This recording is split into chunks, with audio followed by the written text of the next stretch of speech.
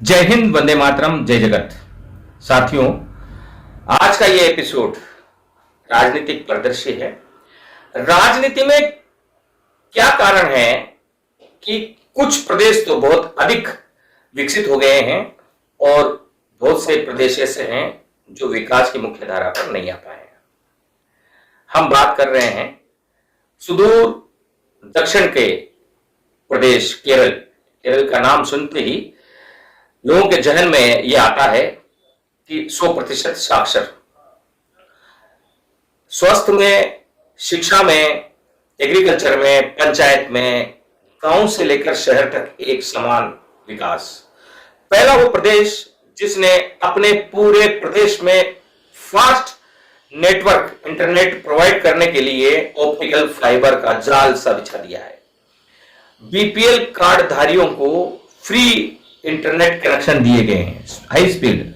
हर ग्राम पंचायत सुसज्जित है कंप्यूटर से, जहां कंप्यूटर के एक बटन दबाने से घर बैठे आपको तमाम उन सुविधाओं का लाभ मिलता है जिसे सरकार ने बना रखा है।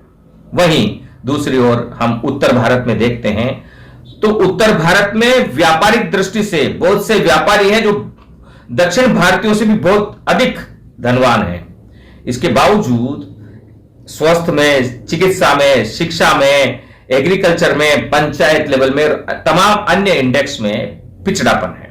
क्या कारण है? कारण साफ है, जनता की जागरूकता। एक और जहां केरल में कोई भी अतिक्रमण कर नहीं सकता है क्योंकि वहां अतिक्रमण करने वाले के खिलाफ सरकार बाद में एक्शन लेती है, पहले पड़ोसी एक्शन ले लेता है। हर व्यक्ति जागरूक है। एक और जहां सरकारी स्कूल में 1 मिनट की देरी से उस क्षेत्र की जनता कोलाहल मचा देती है, वहीं उत्तर भारत में, विशेषकर हमारे प्रदेश में, महीनों अगर शिक्षक नहीं आए, स्कूल बंद रहे तो भी गांव वालों को कोई फर्क नहीं पड़ता है। सरकार हमारी है, हमारे लिए, हमारे द्वारा है, यह प्रजातंत्र की परिभाषा है। जब तक हम इसको नहीं समझेंगे तब तक हमारा उत्थान नहीं होगा। गांधी टीवी लगातार आपकी आंखें खोल रहा है। हमने पिछले दिनों में बाबा रामदेव नगर कच्ची बस्ती का मुद्दा उठाया। अब बता रहा हूं मैं आपको कि हम क्यों पिछड़े हुए हैं। बाबा रामदेव नगर कच्ची बस्ती, बाबा रामदेव नगर विकास समिति ने उस मुद्दे को उठाया और वहां के भूमाफियाओं के नाम लिखे गए हेड पर। लेकिन एंड मौके पर जब जयपुर विकास प्राधिकरण के उपायुक्त के मेज पर वो लेटर जा रहा था, उससे पहले उसी बस्ती के रहने वाले विकास समिति कार्यकारिणी में शामिल एक व्यक्ति ने वो नाम काट दिए। आज भगदड़ मची हुई है। आज भूमाफिया कह रहे हैं, आरोप लगाया जा रहा है कि वे वहां निर्माण कार्य कर रहे हैं और आज सब लोग कह रहे हैं कि इनके खिलाफ कार्रवाई करनी चाहिए। क्यों?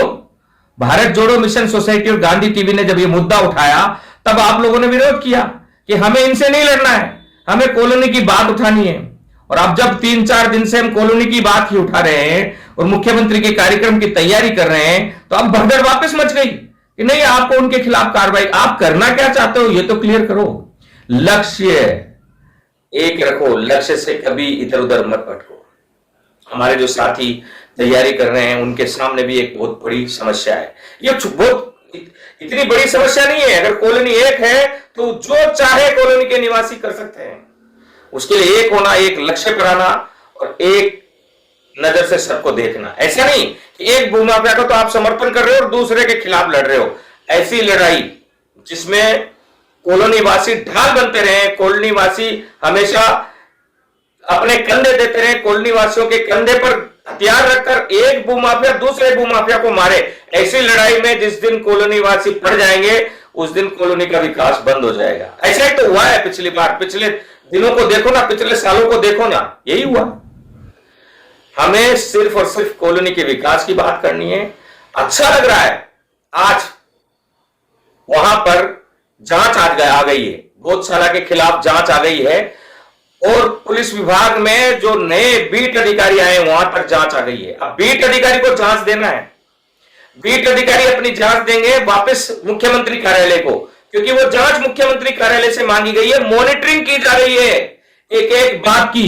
हम शांति से काम कर रहे हैं। अगर कहीं कोई गड़बड़ी है तो इस गड़बड़ी पर निगाह है मुख्यमंत्री की स्वयं के कार्यालय की, प्रधानमंत्री के स्वयं के कार्यालय की। इस गड़बड़ी को पाए जाने पर कार्रवाई भी 100% होगा। इस वीडियो को सेव करके रख लेना। हम नहीं कार्रवाई करेंगे, हमने तो गड़बड़ी की जांच की मांग की है, और जांच की मांग भारत जोड़ो मिशन सोसाइटी के लेटरहेड पर नाम लिखकर जांच की मांग की है। हम पीछा करेंगे, छोड़ेंगे नहीं। फिलहाल कॉलोनी के लोगों की समस्याएं क्या है, उनको समस्याओं को मुख्यमंत्री तक पहुंचाने के लिए सबसे आसान तरीका यही है कि हम मुख्यमंत्री के समक्ष इस समस्याओं को रखें, तो कुछ ही दिनों में वो दिन भी आएगा। अभी फिलहाल घुमंतू समाज के लोगों के लिए हम काम कर रहे हैं। पूरे राजस्थान में हम सक्रिय हो चुके हैं, बड़ी तेजी से काम कर रहे हैं। हमें लक्ष्य से भटकना नहीं है। जिस दिन मुख्यमंत्री के पांव यहां पड़ेंगे उस दिन इस बस्ती के वारे न्यारे हो जाएंगे। जो भी समस्याएं सब अपने आप ही खत्म हो जाएंगी, और 100% हम इन समस्याओं को खत्म करके रहेंगे। तो ये समस्याएं हम सबको मिलकर मुक्त करना है, लड़ना है एकजुट होकर। इधर उधर भागेंगे नाम के लिए कि मेरा नाम हो, मेरे संग में मुझे संगठन में आगे बढ़ने का मौका मिले, और झूठ प्रपंच का करके कोई बात समझ ही नहीं पा रहे। अरे समझो तो सही कि किस तरीके से हमारी लड़ाई लड़ रही है। वो 40 वर्ष हो गए आपकी कॉलोनी को लड़ते हुए, आपकी कॉलोनी के लिए लड़ते हुए, प्रेम कोहली को और गोपाल गुजराती को, रोड़ी जी को, इन सबको लड़ते हुए बहुत लंबा समय हो गया है। वे समझते हैं इस बात को और वे मनन करते हैं, और उन्हें पता है कि बहुत कम समय है।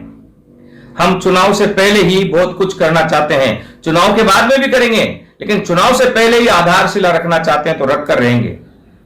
हम आगे बढ़ रहे हैं। एक बात हमेशा ध्यान रखना, हमारा काम हमें ही करना पड़ेगा। जिस केरल क्यों विकसित है, क्योंकि वहां की एक समस्या अगर आ जाए तो उस समस्या को कोई भी व्यक्ति मुख्यमंत्री, मंत्री, कलेक्टर तक पहुंचाने के बाद घर पर नहीं बैठता है, उस समस्या की ट्रैकिंग करता है। वो ट्रैकिंग सिस्टम हमारे यहाँ है। आपकी समस्या किस स्तर पर है आज मालूम है ना? आपकी समस्या अब थाना स्तर पर है। थाने के बीट अधिकारी के पास जांच आ गई है। अब बीट अधिकारी जांच करके आगे भेजेंगे, आगे से फिर आगे जाएगी। ऐसे आगे जाने के बाद वो मुख्यमंत्री के पास उसकी जांच जाएगी, उसकी पूरी जांच जाएगी। जांच जाने के बाद मुख्यमंत्री कार्रवाई करने के लिए फिर जेडीए में भेजेंगे, फिर जेडीए से नीचे उपायुक्त के पास आएगा, उपायुक्त से फिर नीचे आपके जो भी अधिकारी कर्मचारी होंगे उनके पास आएगा, वे आकर उस पर कार्रवाई करेंगे। एक बात ध्यान रखना, हम इस विकास के लिए हमेशा समर्पित हैं। क्या सोचते हो आप कि खरीदने की कोशिश प्रेम कोहली को नहीं किया गया होगा? क्या सोचते हो आप खरीदने की कोशिश रोडी को नहीं किया जा रहा होगा? क्या सोचते हो आप खरीदने की कोशिश गोपाल गुजराती को नहीं किया जा रहा होगा? सबको खरीदने की कोशिशें की जाती है, हमें भी डराने धमकाने की कोशिशें की जाती है, लेकिन न तो हम डरेंगे, न रुकेंगे, न झुकेंगे, न बिकेंगे। कॉलोनी के हित के लिए हम खड़े रहेंगे। और ये एक ही कॉलोनी की आवाज नहीं है, आज राजस्थान भर की कच्ची बस्तियों की तरफ से एक आशा भरी निगाह से बाबा रामदेव नगर में संघर्ष करने वाली जो छोटी सी समिति है, जो छोटी सी एक टुकड़ी बनी है, एक छोटा सा ग्रुप बना है, उसकी ओर देखा जा रहा है कि ये अपनी लड़ाई को कैसे लड़ पाते हैं। क्या ये जीतेंगे या ये भूमाफियाओं के सामने घुटने टेक देंगे, बिक जाएंगे? इस लड़ाई को हमारी आने वाली पीढ़ी के लिए हमें लड़ना है, और हम लड़ रहे हैं, हम ट्रैकिंग कर रहे हैं। हम भारत जोड़ो mission society, Gandhi TV, Baba Ramdev नगर विकास समिति के लोग, हम सब मिलकर इस लड़ाई को बता रहे हैं चौड़े दाड़े की लड़ाई कैसे लड़ी जाती है, ताकि भविष्य की हमारी समस्याओं को हम हल पा सकें। बहुत सारी बातें हैं, 10% अभी लड़ाई सामने आई है, 90% तरीका और लड़ाई की योजना छुपी हुई है। सिर्फ हम 3-4 लोगों तक ही वो सीमित है, क्योंकि हम सारी चीजें इसलिए नहीं बताते कि बताएंगे तो यहां नेतागिरी फिर अपने आप ही करने लगेंगे। बीच में बात आई थी ना कि हम खुद ही करते हैं। खुद करने वालों के लक्षण देख लो क्या कर रहे हैं। पहले नाम कटवा दिया और अब नाम उनके खिलाफ जांच करने की बात कर रहे हैं। हम डरेंगे नहीं, जो सच है वो सच की तरह सामने आएगा, और सच कभी दबता नहीं है, छुपता नहीं है, सामने आता ही आता है। और हम फिर कह रहे हैं, जिस दिन आपको लगे कि हमने इन भूमाफियाओं से करोड़ों रुपए लेके, लाखों रुपए लेकर समझौता कर लिया है, उस दिन बीच चौराहे पर हमें पकड़ लेना। लेकिन अगर हम आपके लिए त्याग कर रहे हैं, आपके लिए लड़ रहे हैं, आपके लिए टकरा रहे हैं भूमाफियाओं से, माफियाओं से, तो आपका साथ देना एक कर्तव्य बनता है। और हम तन मन धन से सहयोग चाहते हैं। सुभाष चंद्र बोस ने कहा था, जिसके पास तन है वो तन दे, जिसके पास मन है वो मन दे, जिसके पास धन है वो धन दे, तुम मुझे खून दो मैं तुम्हें आजादी दूंगा। यही हम सब लोग कह रहे हैं। जो धनवान है वो हमारी मदद करे, और जो नहीं है वो तन मन से हमारी मदद करे, हमारे साथ में। हजारों लोग तैयार हैं। आज सुबह से लेकर अभी तक हमने प्लानिंग की है, और बड़ी खुशखबरी है हमारे लिए कि हमें जयपुर शहर की बसों की व्यवस्था हमने कर ली है। ग्रामीण क्षेत्र की बसों की व्यवस्था और शाम तक हो जाएगी। तो करीब 200 बसों की तैयारी हमने कर ली है कार्यक्रम के लिए, और भी बहुत सारे कार्यक्रम हम कर रहे हैं। हम इस कार्यक्रम को सफल करके रहेंगे। सभी लोग सहयोग भी कर रहे हैं, हमारे कोचिंग जगत के साथी भी आ रहे हैं, बहुत सारे और भी लोग हैं जिनका नाम हम वक्त आने पर बताएंगे कि वे हमारा सहयोग करेंगे। सबके सहयोग से हम आगे बढ़ेंगे और इस जंग को जीत कर रहेंगे।